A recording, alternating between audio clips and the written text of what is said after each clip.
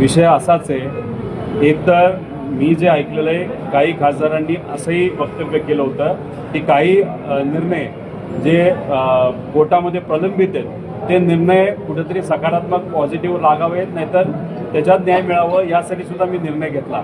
पण निर्णय घेतल्यानंतर दुसऱ्या दिवशी काय झालं हे आपण सगळ्यांनी तिथं बघितलेलं आहे। विषय एवढाच आहे की न्याय प्रणालीचा वापर नाहीतर त्यांच्याबद्दल तुम्ही अपमानजनक जर बोलत असाल ते योग्य नाही। आणि खरंच न्यायव्यवस्था अशा पद्धतीने राजकीय फोडाफोडीमध्ये सुद्धा जर सहभाग घेतात, सगळेच नाही पण काही, हे सुद्धा सामान्य लोकांसाठी घातक आहे। पण मग अशा पद्धतीने तिथं जर न्यायप्रणालीचा वापर केला जात असेल दबावतंत्र करण्यासाठी तर हा लोकशाहीसाठी योग्य नाही। मारेकरी कोणी स्पष्ट झालं तर बघा, स्पष्ट नाही झालं हे मला वाटतं। खरं तर आपण कुठंतरी लढत असताना सुप्रीम कोर्टाचा निर्णय त्याच्यात आपल्याला खूप हस्तक्षेप करता येत नाही, पण एखाद्याने न्याय मिळण्यासाठी एक वेगळी तपास यंत्रणा तिथं स्थापन करण्यात यावी, एक वेगळे अधिकारी त्याच्यामध्ये ठेवण्यात यावे।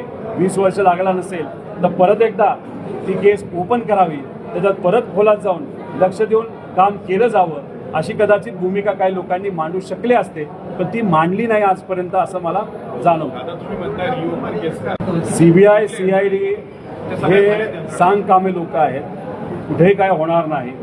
याच्यात ज्युडिशियल एन्क्वायरी जर आपल्याला करता येत असेल तर ज्युडिशियल एन्क्वायरी तुम्ही करू शकता।